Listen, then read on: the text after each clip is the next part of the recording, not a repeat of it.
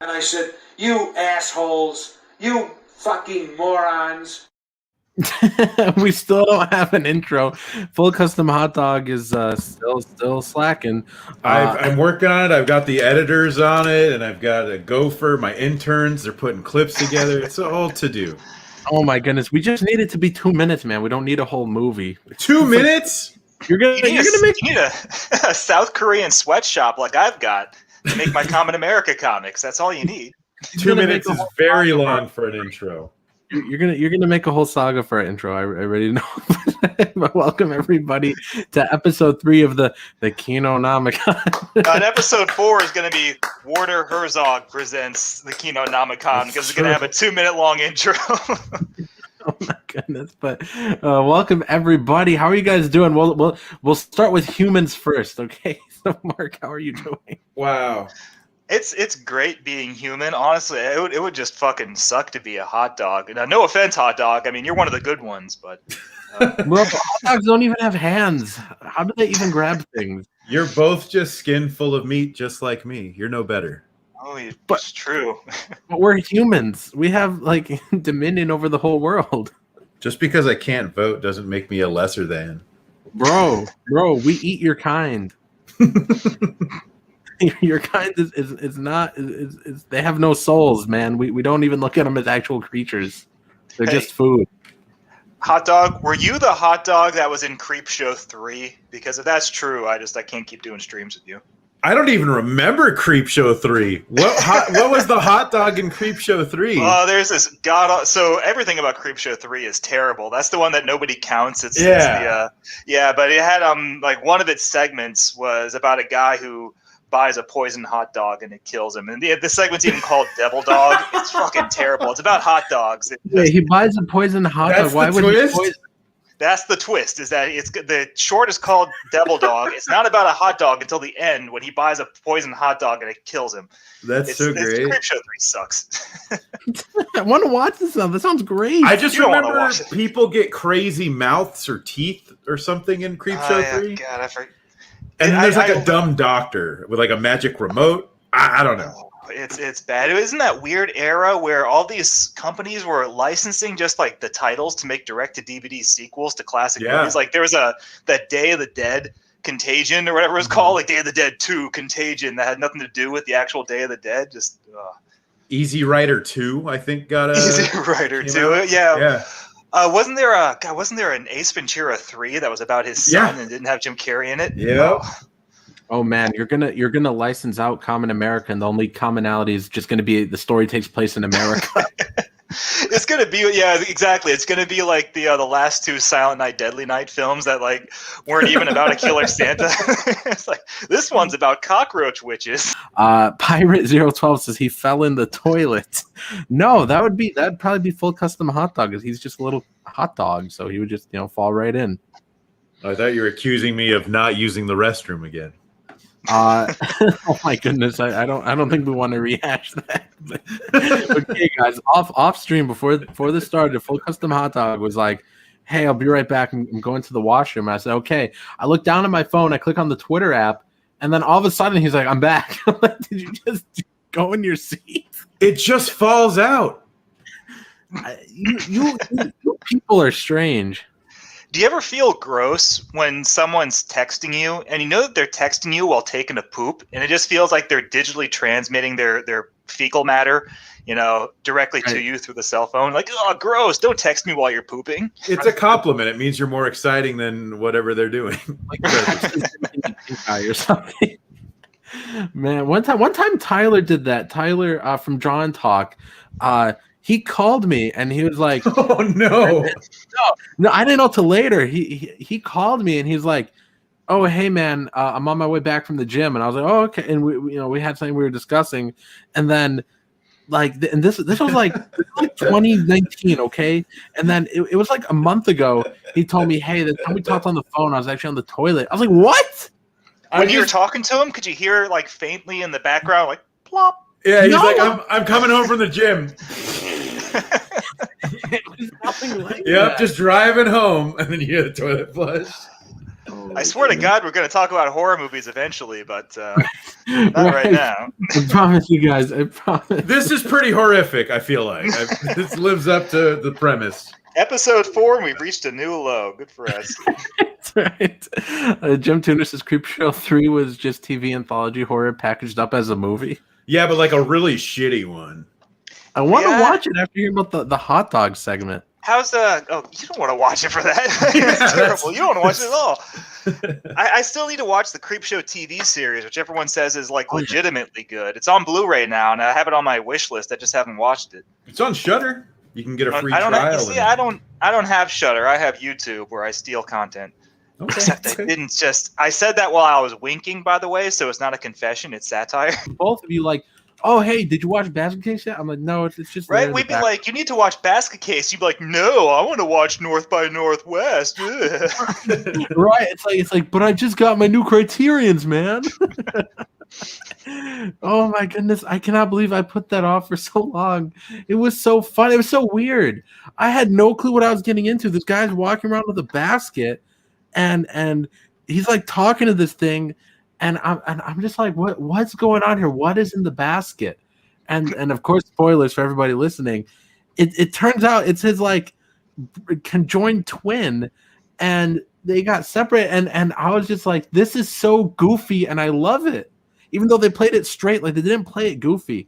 I actually thought it was going to be a comedy. That's the thing is, so Basket Case 2 and 3 are really goofy. They're great. But they're a different tone from Basket Case 1. Basket Case 1, it has the same tone as like Brain Damage. It's one of those sort of Henenlotter movies where the premise is silly and the monster is silly, but the movie takes it seriously, and so there feels like there's a certain amount of weight and substance to it, no matter how ridiculous it is. Even when you get to the fucking awesome stop motion Belial scene where he's tearing apart the apartment and just like this gloriously it's so bad it makes Gumby look awesome. Stop motion. My god! You know. Speaking of the stop motion, like when I saw that, I was like, man, I know exactly how to turn the conversation to Puppet Master. And I was when I saw that, I was thinking, I was like, wow, that reminds me of the Puppet Master movies when they used to have a budget. So you basically may or may not like parts 2 and 3. Yeah, you may. So 2 and 3, they're their own thing. They kind of almost feel like a separate movie because 2 and 3 go together. I think they might have even been shot back to back. But they're very silly, but they're also really fun. They have a lot of effects and a lot of monsters and a lot of makeup. But they have a totally different tone from the first one. The first one, it's when I think of a movie that has texture, I think of Basket Case because that movie makes me feel like I need a shower every time I watch it. It is so gritty and gross looking. The people in it, it looks like there was no makeup lady behind the scenes. Yeah. They're not Hollywood ugly. They're ugly. Like even the girl who's supposed to be pretty is not really very pretty. It's like they just went to New York and they were just like, okay, you people, you're in the movie. Oh yeah, that's the thing too. Is I don't know if I'm sure the set you've got has it, but the old Something Weird video set I've got, the only special feature on it was an on location or a shooting location documentary where they went back to where they shot certain parts of the movie. And the movie was a guerrilla filmmaking movie where they just filmed it in New York City without any permits in the early 1980s. And so they go to the various buildings and everything was shot on location in New York, and they just did it really covertly. And yeah, it's one of those movies where you can't do that anymore. If you even try to take out a camcorder and film in front of like Lincoln Center, the security guards will come in and like shoo you away. Like you can't film anything in New York now. But back then you could get away with guerrilla filmmaking. And that movie, I think that's what makes it feel partly so like raw and gritty is that when it says it's filmed in New York, it's not filmed in like Vancouver, it's filmed in New York. Right. And it's that ugly, like pre-urban renewal New York where it looks like how many times did the cast get like mugged just trying to make that movie? Oh yeah, dude. In the location tour, I remember one of the guys is like, and we used to walk down this street and we'd have to be watching where we're stepping. We'll make sure we're not stepping on condoms or needles. And then I know the scene where Dwayne runs around naked. They had no permits for that. They just had a van waiting for him to catch him. They said, yeah, I love Henenlotter's commentary on that. Is that I can't remember the name of the actor who played Dwayne. He's like, oh, but what if the cops see me? Like, then run faster. No, and so like pre-urban renewal, Times Square was full of porn theaters. So like when he's in that district, that red light district where it's just nothing but like girls, girls, girls, XXX, right. Like that's Times Square. That's where like the Toys R Us is. And the dude offering him drugs, that was probably just a real offer.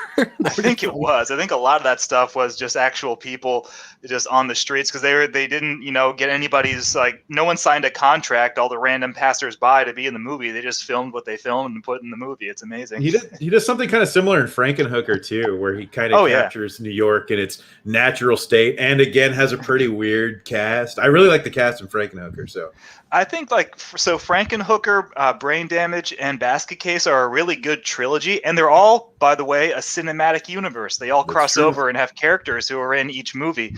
Like Dwayne and Belial have a cameo in Brain Damage, and in Brain Damage, the pimp from Frankenhooker has a cameo in Brain Damage. He's in the shower with Zorro. Yeah, so like all those movies interconnect. It's great. It's a cinematic universe. You also have that one extra. I forget her name. Oh yeah, the black lady in all of them, and she's awesome in each. She is. Her actress died recently. I think like last year, which is sad. I wish I could remember her name, but she's awesome in all. And she's in She's in Basket Case 2 and 3, so she's in like all 5 of the Henenlotter cinematic universe films. Yeah, I still gotta see Frankenhooker. What's that one like? Is it like? It's fun. It's just don't let the name deter you because I thought it was going to be some like weird softcore porno or something. That's exactly how it sounds.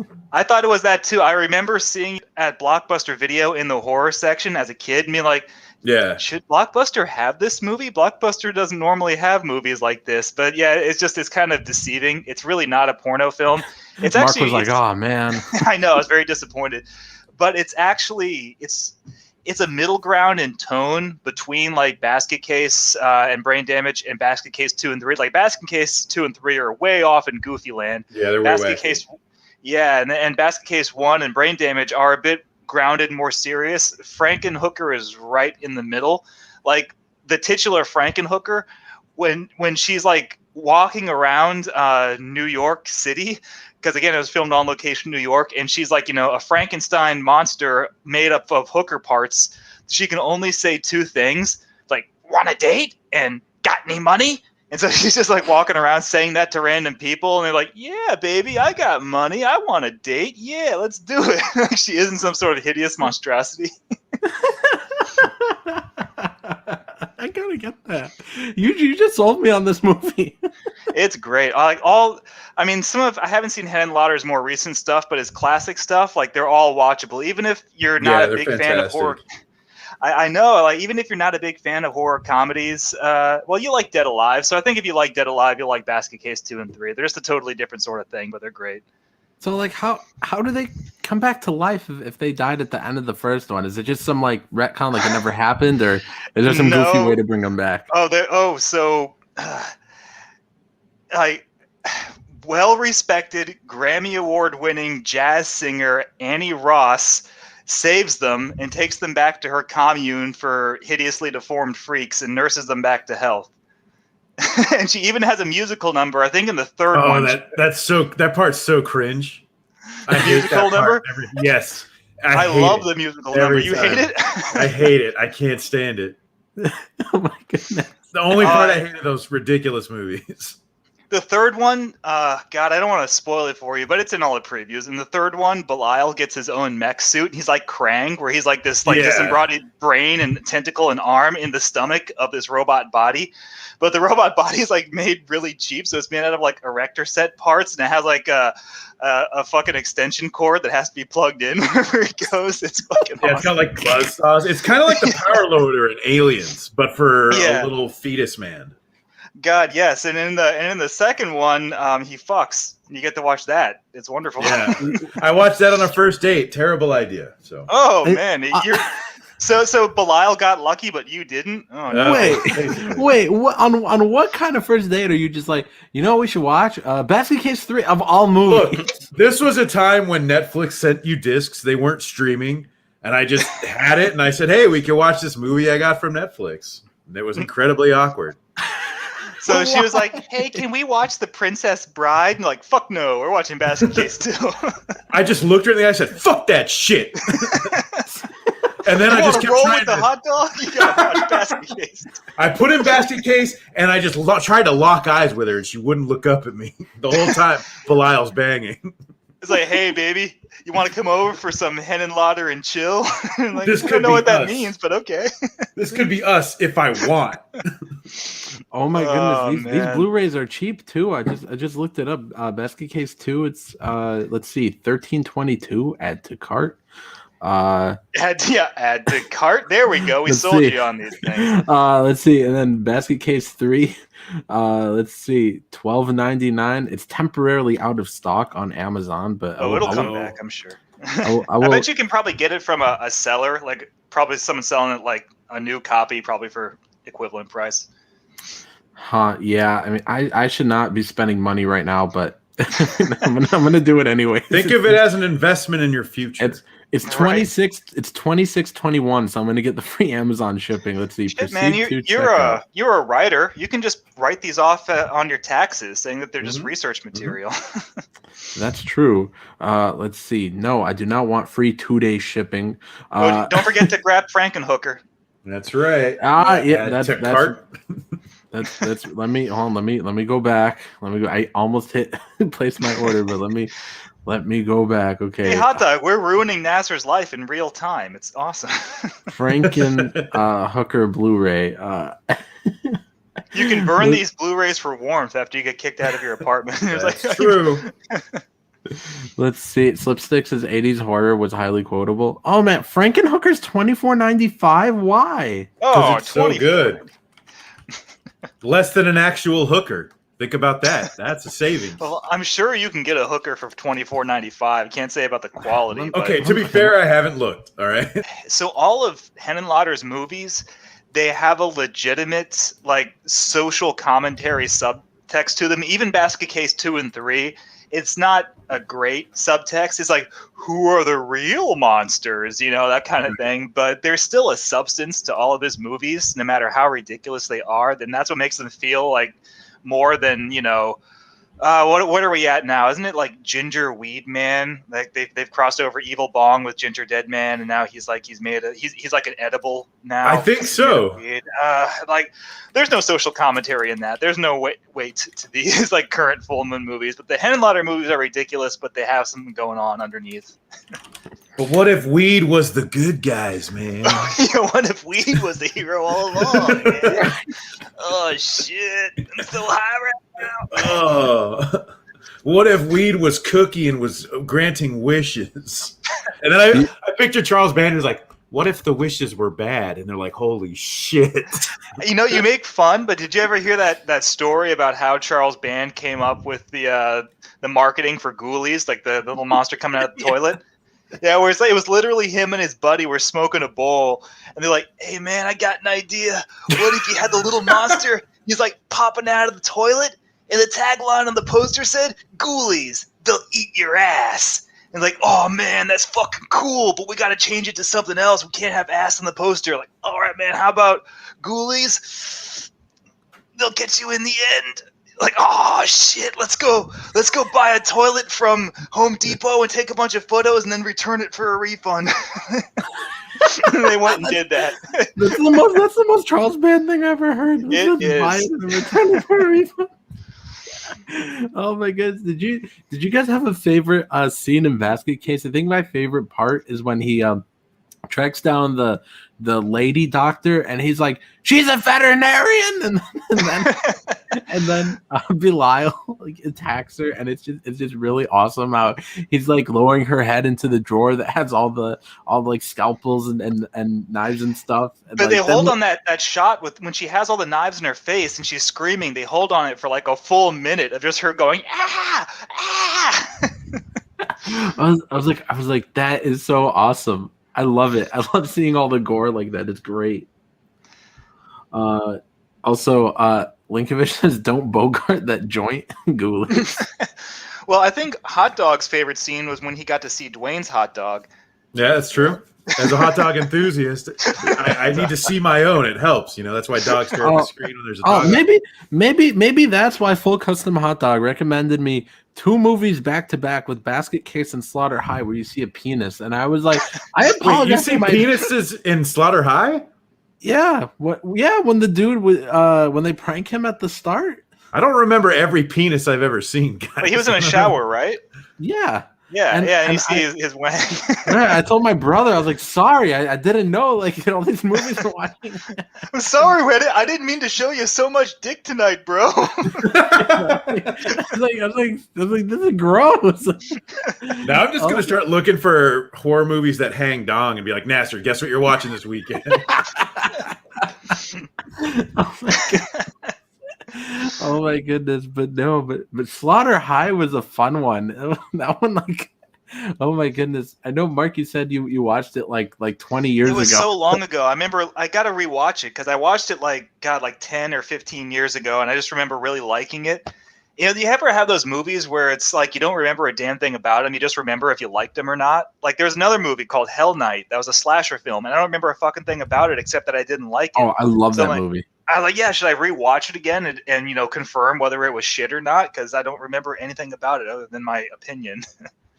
Dude, that happens to me like all the time with when I look back through like my old comics and I find something I read in like 2013 or 2014. I'm like, oh yeah. When it was 2014, I loved this thing. I'm like, I don't remember it though.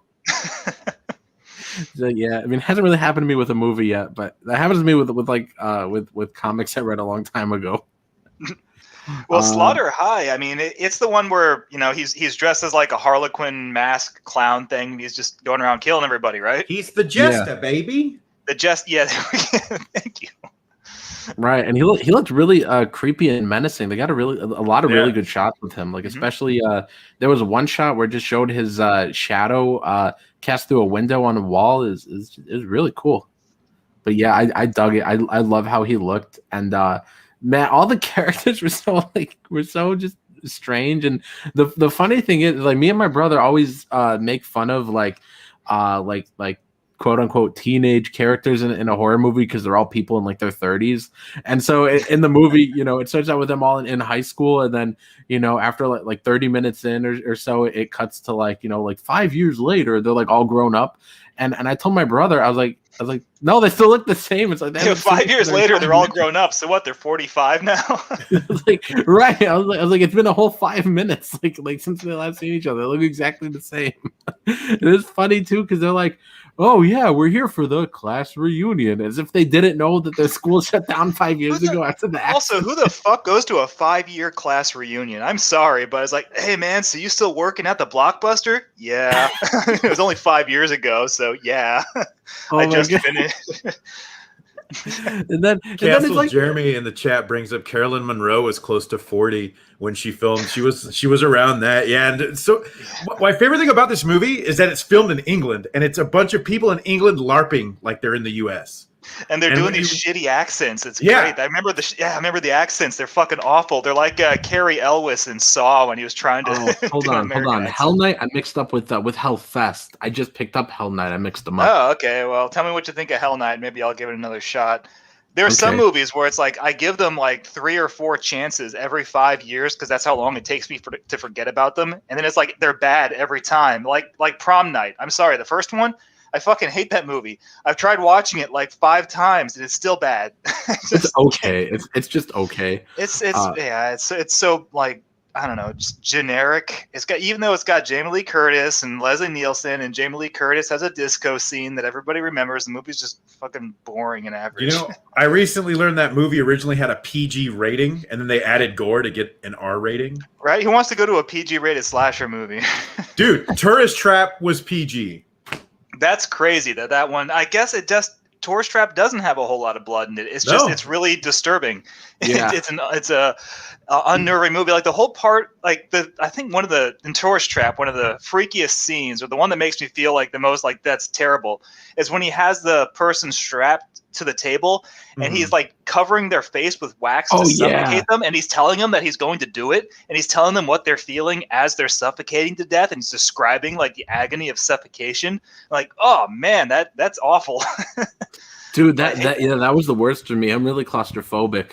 And so that one was the worst. Yeah, that movie is creepy. Full Custom, you got the new release, right? Like some I don't know, long lost director's cut. Did you watch it yet? No, yeah, I did watch it. I don't think it's too different.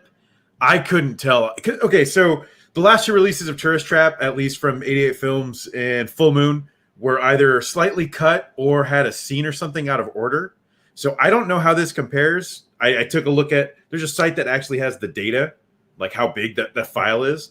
And this file is bigger than the previous Full Moon release, which makes me think it's a higher quality, but still smaller than the 88 Films release, which makes me think maybe it's not as long. So I don't know. I still enjoyed it though, at the end of the day.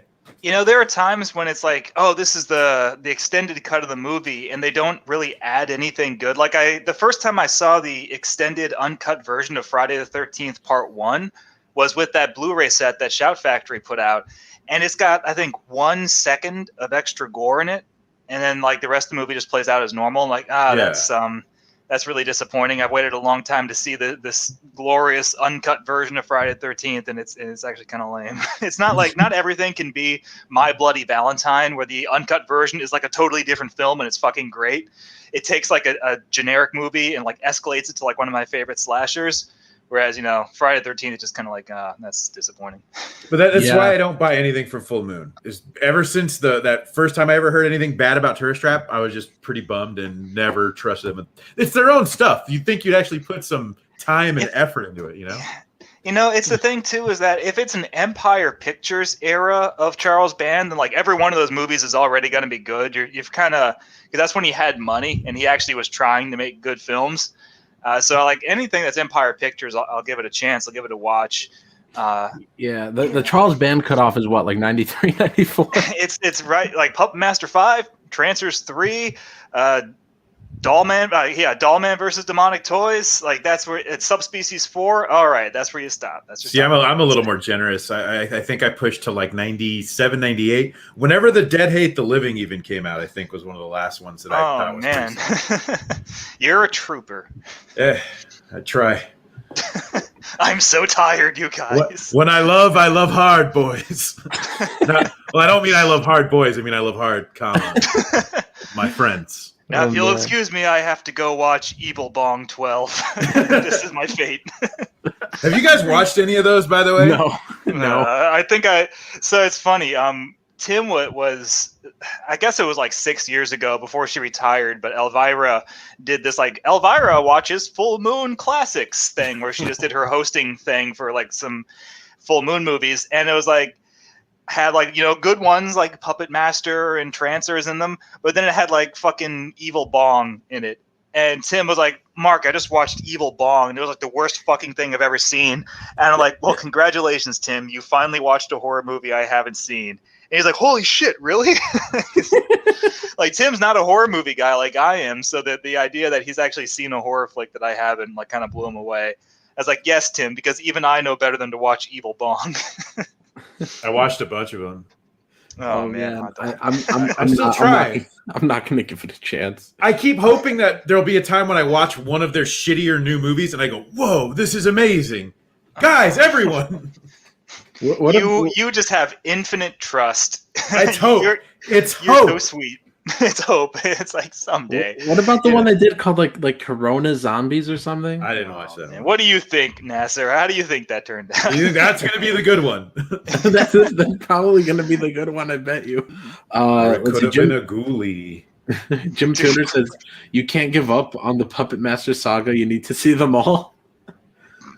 Okay. I think Charles Band hasn't even seen them all. Even Charles Band is like that. Yeah, he's like, what number are we at? Puppet Master 17? What happened to Puppet Master 14 through 16? I don't remember those at all. Well, man, there's going to be a day where I look at my Blu-ray collection and I'm going to be like, I'm all caught up. I've seen every single thing I have except for Puppet Master 9 through whatever, and that's going to be the day I watch Puppet Master 9. And then you just slip off into the great beyond. I've seen it all, everyone. Yes. Well, guys, I did recently order The Littlest Reich, so whenever I get it, I'm gonna watch that one, and then we'll have a Puppet Master discussion. Which means, Mark, you got to buy it now and watch it. Fuck no. Yeah, you have a Is week. that the remake? That's the remake, that's right? The remake. Yeah. I like the remake. Okay, dab on me all you want, haters. I'm waiting for you. Oh, Linkovich well, says, I did watch a shitty movie that had nothing to do with Puppet Master, though. My fucking God, it was the most tedious piece of crap I couldn't believe it. It was called Trick or Treats, and it's not to be confused with the Michael Dougherty Trick or Treat movie from like 2005, or the like heavy metal electric ghost Trick or Treat that came out. That has like a cameo from Ozzy Osbourne, so they plastered him all over the cover of it, even though he's in the movie for 5 seconds. Like, not that one. That's a good one. The one with Michael Dougherty is a good one. This is like a 1982 piece of dog shit called Trick or Treats, and the writer producer Gary Graver, I think was his name. He cast his like 8-year-old son as the main character in the movie, and the whole movie is this babysitter on Halloween night trying to like watch this kid who's a little brat that wants to be a magician, and it's just like 80 minutes of him playing pranks on her that she falls for every time. And then in the last 10 minutes, the slasher shows up, who turns out to be the kid's father who escaped from a mental asylum. In the last 10 minutes, he shows up, and then it's a slasher movie for 10 minutes at the end of the film. Getting there is 80 minutes of just fucking prank after prank after prank. And it's all like, oh no, I cut my finger off. It's like, oh no. And like, haha, just kidding. It's a piece of sausage and fake blood. Like, oh no, I dropped a guillotine on my neck. Haha, just kidding. It's a trick guillotine. And like, it's just this kid being stupid for 80 minutes. For 80 fucking minutes. 10 minutes of a slasher movie. It was awful. And the worst thing about it is if I watched, so Good Bad Flicks did like one of their little mini documentaries on the movie, and you know who the technical supervisor for all the magic tricks in the movie was? Orson Welles. What? Orson Welles has a credit in this movie. Wait, Orson Welles has a credit in that? Yeah, he was the like magician supervisor. So all the magical tricks, because Orson Welles was like he was really into stage magic. And the guy, Gary Graver, or whatever his name is, the director, he was he worked with Orson Welles, and Orson Welles was trying to do like his last few movies, so they were like friends. And yeah, Orson Welles was the like special effects supervisor, or like and yeah, it's just such a fucking bad movie. It's so boring and annoying. That little kid who's the director's son that he gave a starring role is obnoxious and can't act. It's so unsatisfying. It's just it was just terrible. Like, oh my God, I wasted 2 hours on this piece of shit. Fuck you. Good Bad Flicks. This is not a good bad flick. This is a bad flick. Speaking of bad movies, well, Full Custom Hot Dog didn't say really didn't bring up any movies yet, but I'll get through this quick. So I got the second part of my Scream Factory sale, and I got it here. So I'm gonna tell you guys what I got. If you guys already saw the unboxing, though, you guys already know. But let me go through the stack here. So I got Texas Chainsaw Massacre: The Next Generation. You guys, I think told me this is like sort of like awful, but like so bad. I like it. It's a good bad flick, like a legit good bad flick. I think you might have fun with it. It's not McConaughey serious. Makes it, dude. When you see him go fucking ham, you'll be stoked. He eats the scenery in that movie. He does not know that he's in Texas Chainsaw Massacre 4. He thinks he's in a real movie. Yeah, it's insane. He's fantastic. He makes that movie. Wait, what do you mean he thinks he's in a regular movie? It's like he thinks he's in a movie that matters. He delivers. He delivers hard. He plays an incredible psycho that you wish you would have done more of that. It's nuts, dude. Right. Oh my goodness. And so all this stuff about like Leatherface and like cross-dressing that they put in all the promos and shit, like that's like not even an important part of the movie. It's just something Leatherface does for a couple minutes in the movie. Leatherface is barely an important part of that movie. He's hardly in the damn movie. But Really? yeah, it's really just Matthew McConaughey and Renee Zellweger, and even Renee Zellweger's pretty good in it, even though she's really embarrassed by the film and doesn't want people to know she was in it. And she tried to hold up its release because she had like, while that movie was being edited, she had like her big break, and I can't remember what that was, like Nurse Jackie or probably something before. Probably something stupid. Yeah, she had her big break in like a real movie that was well reviewed by critics. And then Texas Chainsaw Massacre: The Next Generation was about to come out, and she was like, "Oh hell no!" So she got her lawyers to try and hold the movie's release up. Or to I have think her they were even name trying taken to off do that to the everything. Blu-ray release too. I think because I think the Blu-ray release got pushed back, and that was a speculation behind that. Well, she didn't want her name or face to be used in any promotional material, so she didn't want her name on the poster. She didn't want any screenshots of her to be used on like the video box or the poster. Like she didn't want people to know she was in that movie. She was really humiliated by it.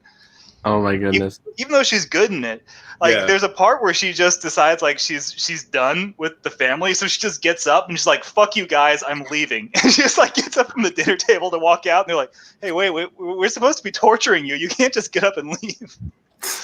Oh my goodness. And then I picked up Idle Hands. I don't know if you guys have seen that one. I haven't seen that since high school. Oh no, now I remember. Yeah, we did talk about that one. Yeah. It's fun handsploitation. If you like hand movies, this is the upper echelon of hand movies. Oh yeah, so it's the exact like polar opposite of Oliver Stone's The Hand, which That's was the a piece bottom shit of that the we echelon. talked about. Yeah. All right, and I got like this has really creepy art and I love it. I got The Hills Run Red. I'll put my camera so you guys can see that. There we go. I love that. It terrifies me. Or don't say anything, guys, about The Hills Run No, Red. I'm trying to. I don't have the feed up right now. I'm holding okay, in I my see. joy Okay, I for see what you. you're looking at. Yeah, the weird baby doll face monster. I've never seen that one though, so I don't know if it's good or not. And there's Oh, a man. cut version or something out there. I don't know if that's the director's cut you've got or what. Like I know there's a separate cut from what's been released or something. I don't know. I don't know much about that movie. Yeah, it's a 2009 slasher film, and I'll be honest, like, well, it's got William Sadler in it. Oh, poor William Sadler. Man. And so there's certain genres where I kind of have a cutoff date where I'll make a few exceptions, like, Leslie Vernon, Behind the Mask, but that was a good slasher film. But that was kind of, a special circumstance. But usually, like, slashers, if it's made outside the 80s, I'm not really that attracted to them. But I feel tell me you. if it's good or not. Let me know if it's any good. Then maybe I'll let you know. And then I got Motel Hell. Oh, that's a good one. That one's Yeah. dope. Yeah, I was gonna get the Steelbook, but just the regular Blu-ray was so much cheaper. I was like, They're you know exactly what? the It's same. not gonna make a difference. Yeah. No, so like I bought the Pumpkinhead Scream Factory Blu-ray, and then they came out with the Steelbook like a week after I bought that one, and I was like, the disc is exactly the same. It's just the packaging that's different, so I'm not going to rebuy. Yeah, and then I got Straight Jacket. This one's from like the 60s. Yeah, it's like 1964. It looks like it's written by Robert Bloch, who wrote the novel Psycho, which really sucks. Mark, I think you read it, haven't you? Yeah, I read it a long time ago, and I had the same opinion. So it has that problem where Norman Bates in the novel is not a sympathetic person, and the whole reason he's so good in the movie is because he's so sympathetic, or he's so unassuming and likable. Because of the performance from Anthony Perkins, where in the novel he's described as being like a short, like stocky, unkempt guy. George Costanza. He's balding, and he's like he's a creep. The second you meet him, he looks and he acts and he talks like a creep. Whereas in Psycho, that was like the first thing that Hitchcock fixed, was that they got this like boy next door kind of guy with Anthony Perkins, where it's like you just wouldn't expect this guy to be a serial killer, which is the whole thing. He's like the Jeffrey Dahmer, Ted Bundy type. And that's the novelization lacks that, or the novel version lacks that. Yeah, and then the only movie I've seen out of all of these, I got Black Christmas, which is one of my favorite horror movies, of course. But like you said, Mark, you were like, yeah, it was when we were talking about the sale, you were like, yeah, it was between either upgrading or buying movies I haven't seen before, and that's typically for me, it's not upgrading because I've only been buying Blu-rays for like I don't know a year now and change, and you've been buying them for a long time. It's my DVDs are so old. They're ancient. Yeah, so for me, it's like, do I want to get a new movie or a movie I streamed? So it's like I've always just put off buying Black Christmas because I already saw it, but I love this movie too much. But even buying stuff now, it's on sale. I'll finally get it. I almost don't want to buy any Blu-rays now since like Scream Factory's re-releasing things in 4K. I don't have a 4K TV. I just have a regular like 1080p TV. So I have a 4K Blu-ray player that I actually bought last December, and I bought it like someday I might have a 4K TV. So I'm kind of getting it in anticipation of someday having that. So right now there's no difference between a 1080p Blu-ray and a 4K for me.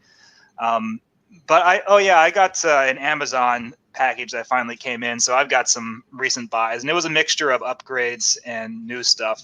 Actually, I think it was, sort of. So I upgraded from my bootleg of David Cronenberg's Shivers that I bought back in 2014 at Terror Expo. I finally upgraded to I think it's Vestron? Yeah, the Vestron Blu-ray of Shivers. I got the Arrow Video Blu-ray of Creepshow 2, which is an upgrade from my really old DVD of Creepshow 2 from Anchor Bay. Let's see. I got the Synapse Films Deadly Spawn, which is DVD though, but the Blu-ray that was done by Elite Entertainment, that Blu-ray has been out of print and it goes for like $100. So I just went ahead and got the Synapse DVD, and I got the Arrow Video version of Chud. That one's an upgrade of an old DVD I had. Chud's like, it's not a great movie for like the first 50 minutes, but then it gets really, really good in like the last 20 minutes. But Bud the Chud 2 is good all over. So. Oh yeah, that's going in like the Library of Congress and needs to be preserved for all time. Like put that thing in like an anti-nuke bomb shelter so that when we have to restart humanity and civilization, we'll all have our copies of Bud 2. But I love Chud 2, and if I could start a society based on Chud 2, I would in a heartbeat. I think after the nuclear annihilation of the planet and everything's radioactive, there will be actual chuds roaming the earth, and maybe we can show them Bud the Chud, like Chud 2 Bud the Chud, and we can teach them how to act, and it will help our diplomacy. And I got the Scream Factory Steelbook of Night of the Demons just because it was going out of print, so I was like, fuck it, I might as well get my upgrade from my old Anchor Bay DVD of Night of the Demons now. Also, I got one last movie in the Scream Factory haul, and it's I Bury the Living, which was made by Charles Band's dad. And I only got it because it was going out of print, first of all, and it was like $8. Or maybe it was even cheaper than that, like $7 maybe. And so I was like, you know what? It's going out of print. It's $7. Even if I hate this thing, I could probably at least flip it for 15 or 20. If it's a Scream Factory and it's going out of print, just get it, because those things immediately skyrocket, like used to $100 as soon as they go out of print. It's ridiculous. Yeah. So that was the second half of my pickups, and full custom. What have you watched? Because we've gone through a lot of what me and Mark. I watched so many movies. I'll start with. They weren't okay. They were pretty bad, but they weren't. Yeah, they were pretty shitty. The McPherson tape. No. We'll start with. I love that one. Canceled. Jeremy brought up AGFA earlier, saying that AGFA did a remaster of Tourist Trap, and this is the first AGFA release I ever got. They do a lot of releases with Vinegar Syndrome or something. I don't know how that relationship works, but Mark, fill in the background of the McPherson tape because you could probably talk about that part better than I can. It's an early example of found footage, and it was basically these guys decided that they were going to fake an alien landing and abduction scenario under the deception that they were filming like their kid's birthday party, and then an alien lands and then like invades their little house in the middle of nowhere, and the whole thing is done like it's playing it up for real, and it's a found footage flick from like the 1980s. It's really vintage. Yeah, it's shot on video and everything. Yeah, it was shot with camcorders. It was. I remember that video doing like the rounds on like sightings and unsolved mysteries, and people believed it back in the day. Yeah, so basically he made this indie film. It was like he had a budget of $16,000, couldn't think of what to make, right? And all he could think of was I think he just read Communion or something and was thinking about doing like an invasion film, but similar to something like Communion. So he has this idea to make this movie with his budget, and that involves shooting it on video. So he tells a story on the Blu-ray. It's a great release, by the way. Tons of stuff on it. He tells a story about how he took it to people and everyone was like, this sucks. Vestron even tells him you're wasting our time. And Vestron released a bunch of shit. Yeah. So the film, whatever, it just disappears, right?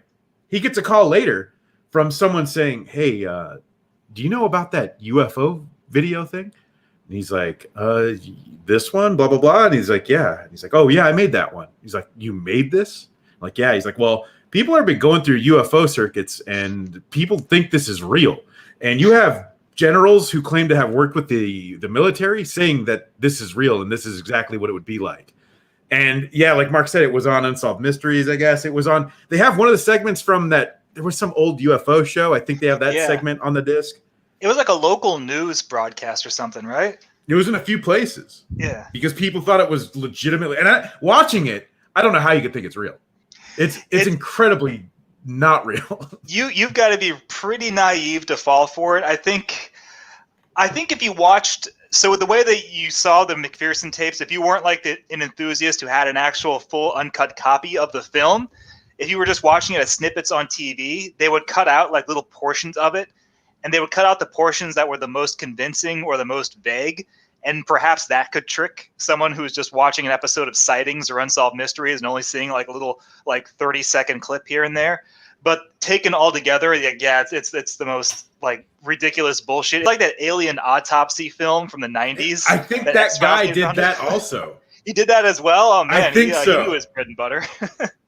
Yeah, I mean, he struck gold one time on accident, Shit, get a contract from Fox to do another one of those things. Might as well.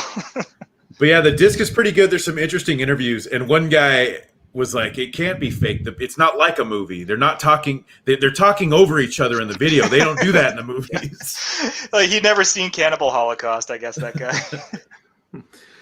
Oh yeah, I've never seen McPherson tape. But I mean, it's on my list of movies to buy. It's a really long list. This is one I had my eye on for a while, but I just never got around to it. It's a novelty. I picked it up in that Target sale. Yeah, for sure. Yeah. I watched it on its own, and I was kind of like, yeah, this is whatever. And then watching everything else with it, I definitely appreciated it more. And now I can kind of go back and watch it through that lens of like, wow, people thought this was real. I feel that way about the Blair Witch Project, where I almost never watched the actual Blair Witch Project. I watched the documentaries and the stuff that was part of the hype train for the Blair Witch Project, like that Sci-Fi Channel like fake documentary that's like a supplement to the book, like Blair Witch Project, that they released at the same time when they were tricking everybody into thinking it was real. Like, I love watching that stuff, or like the Scooby-Doo Project, like the parody of the Blair Witch Project that they did. Like, I love watching almost everything that's Blair Witch related except the actual Blair Witch Project. God, back then everything had a Blair Witch reference. Oh God! Hey, Full Custom, you did a video. And by the way, guys, the links for Full Custom's channel and Mark's channel are in the description. You did a video on Fade to Black. I recently got that with the Vinegar Syndrome Black Friday sale. I loved that movie. It's a good one. There's so much to love about that one too. The makeup stuff really surprises me at how well it's done. Yeah, I loved all the little I guess like Easter eggs and like little like trivia parts to it, and and it's not all like even like the like cheesy awful movies too. It's like they also have like the fancier movies. So like pretentious people like me, like when he does the Cary Grant impression, I'm like, oh, he's doing Cary Grant, and then in the movie he's like, yes, this is my Cary Grant impression. And I was like, oh, I knew it. I was like, I knew that. Or like when they ask about the Maltese Falcon, who was the name of the one dude, and somebody asked him that, and before he could say Gutman, I just blurted out Gutman, and then he's like Gutman. I was like, I knew that. It's funny because it's got like trash movie references, and it's also got like pretentious movie references. Oh man, Mark, when did you first see that one? You see it like what, 15 years ago? I have Fade to Black. I have not ever seen it, and Oh, you haven't? It's been at the top of my wish list, and I still haven't bought it. I think I'm going to pick it up now You got because to make it's more one wishes. that I know. Got to make. I keep telling myself to get Fade to Black, and then I keep forgetting to pick it up. Instead, I get like fucking. What garbage did I just list off? Oh, I got to get a new copy of Night of the Demons before it goes out of print. Like I've seen that movie 25 times, but no, I still haven't picked up Fade to Black. I don't know. I was under the impression you had seen it. I'm glad I didn't spoil it. But no, it's really good. Yeah, no, it's fine. I mean, I pretty much know. I know the gist of the movie, but yeah, I gotta pick that one up. Yeah, it was out of print for a really long time. I think this Blu-ray release is like its first release in like 20 years or something. Yeah, think so. It's first release on Blu-ray. Yeah, previously it was like an out-of-print DVD or something. Let's see. Yeah, Cancel Jeremy says Fade to Black was out of print for a long time. Yeah. And now I don't know what to say. Yeah, there are some movies like Shivers that I just bought. Like I had a bootleg that I bought in 2014 because Shivers, you couldn't get it any other way. It was just not available for a very long time. And now Vestron finally put out a Blu-ray of it. There's another one. It's called Vampire in Venice. And it's got Klaus Kinski, where he's it's not a sequel to Werner Herzog's Nosferatu, but it's Klaus Kinski playing a vampire that's like basically the same as his Count Orlok. And I have like a really shitty bootleg that has Chinese and Japanese subtitles like burned into it. And I think that there's a new version, like a legit version, finally coming out. I think Severin just released it, or they're about to. I think. Oh yeah, Severin. Okay, cool. Because I got to pick that one up and replace my crappy bootleg with a good version. Finally, I remember it being pretty good though. Yeah. Man, I was looking for a bootleg of The Pianist because, of course, I like pretentious movies and I couldn't find a bootleg of it, so I had to drop like $45 on a regular one. From, I'm surprised that's expensive. Isn't The Pianist like a popular, well-renowned? Yeah, I thought that was like Adrian Brody, and he got nominated for. But it's Roman Best Polanski, Man so of the they're Year. like, how dare you put out this guy's movie and he makes money from it? Like, dude, when they put out the Tenet, when Scream Factory did sometime last year, I forget exactly when, as soon as the page went up, right, and I was looking at it on their website, there was already a comment that said like, I want to buy this, but Roman Polanski isn't going to get any royalties from it, is he? Or else I'm not going to buy it. And it's just one of those things. What a bizarre thing. People do that with anytime they release the Jeepers Creepers movies. Oh, yeah. Except it's okay because those movies suck. But yeah, it's the problem is that everyone in Hollywood is a fucking creep who's done like terrible things. Like Woody Allen movies, do people like throw a fit? Like that guy molested his adopted daughter. I mean, everyone is a fucking creep. Francis Ford Coppola, friends with the director Victor Salva, the director of Jeepers Creepers 1 and 2. And after Victor Salva got out of prison for molesting one of the kids in his movies, Francis Ford Coppola is the one who got him the job doing Jeepers Creepers. Coppola I think, got Salva his own lawyers or something. Like, yeah, from what exactly. I understand, Coppola helped get him out of prison. Right? So he only did a year for molesting the kid on the set of Clown House. You know, like he got off like really light. Have you watched Clown House, by the way? No. It is so awkward, dude. Yeah, and I'm pretty sure it's on YouTube. I don't want to watch this movie since I know what happened behind the scenes, and that's just gonna make even then like Salva even Jeepers Creepers and 1 and 2 are filled with very awkward subtext, like a lot of homoeroticism and stuff, and Clown House has some of that too, and it makes it even weirder and creepier knowing everything behind the scenes. And so does Powder. Like, guys, I remember seeing that drama. Like there's a part where like the albino kid is watching this like one dude like, I don't know, he's like showering in a water fountain after like playing basketball or something, and it's like done in slow motion, and I'm like, this is just really gross and weird, and like especially once you know what Victor Salva did, I don't want to watch this. Yeah, that House is great. I mean, it doesn't make any sense. Dark Corners, which is a YouTube channel that they do good reviews. I like Dark Corners. I love that channel. But they just eviscerated House because it doesn't make any sense. Like, well, if you want it to make sense, you're missing the point. That's not what makes House great. House is great because it's just total nonsense all the way through. Man, I still need to get the second one. I have the Horror Show, which is, I guess, sort of the third one, but has nothing to do with the first two. You skipped like the Good House sequel and went straight to one of the best. crap. Well, no, That's my favorite house. I didn't watch part 3 yet. I still need to get part 2. Oh, that's good because it won't make sense if you don't see 2. Right.